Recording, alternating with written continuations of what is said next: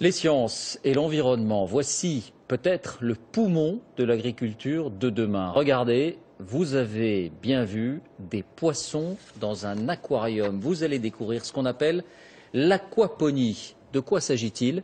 D'économiser l'eau et de se passer complètement des engrais. Pourquoi? Parce que l'eau et les déjections des poissons viennent alimenter la culture des fruits et des légumes, le tout en circuit fermé.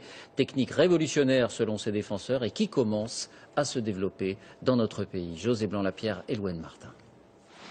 Voici l'agriculture de demain, un empilement de légumes sur plusieurs étages, comme ici à Chicago, le plus grand potager du monde, en pleine ville, sous lumière artificielle. À première vue, un cauchemar industriel, en fait, un système vertueux qui s'appelle l'aquaponie. Et si c'était la solution pour nourrir les grandes mégapoles du monde, une culture de produits frais au pied des tours qui ne gaspille ni eau ni engrais.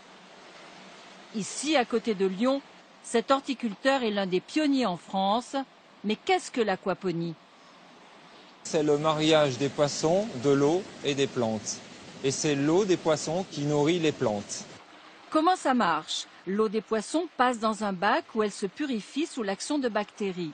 L'ammoniac des déjections des poissons se transforme en nitrate, des nitrates dont se nourrissent les plantes. L'eau ainsi purifiée retourne dans le bassin des poissons pour l'oxygéner. Un système en circuit fermé qui permet d'économiser 80% d'eau, idéal pour la ville. L'avenir est lié à la culture en ville. La ferme urbaine est déjà là, elle est prête. Maintenant, c'est aux citoyens de retrousser les manches et de réapprendre le métier de jardinier. En pratique, cela donne des poissons destinés à être vendus dans le commerce. Plus de 3000 carpes répartis dans 4 bassins. L'eau circule dans ce bac pour être purifiée par des bactéries accrochées à ces petits filtres noirs. Des millions de bactéries invisibles mais qui font leur travail au quotidien pour purifier l'eau de mes poissons. Cette eau sert ensuite à arroser les plantes cultivées à côté, salades, mais aussi fleurs d'ornement. En période hivernale, nous arrosons 2 à 3 fois par semaine. En période estivale, nous arrosons 1 fois par jour avec l'eau des poissons.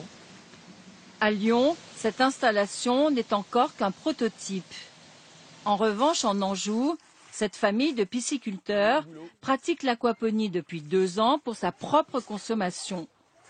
Sous cette serre, 300 truites, nourries au soja, alimentent un potager de 30 mètres carrés avec ses légumes de saison. Les plantes poussent sans terre, elles sont juste en équilibre dans du gravier ou des billes d'argile. Et c'est l'eau d'élevage des poissons qui sert à nourrir les plantes.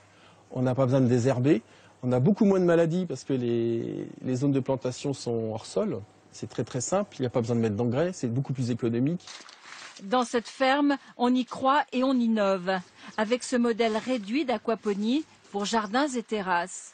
D'un côté, 1 mètre carré de potager, de l'autre un bac avec au choix truite ou poisson rouge. C'est un peu magique, ça pousse tout seul pratiquement, on n'a qu'à nourrir les poissons et on récolte ces végétaux, quoi. Ça fait rêver.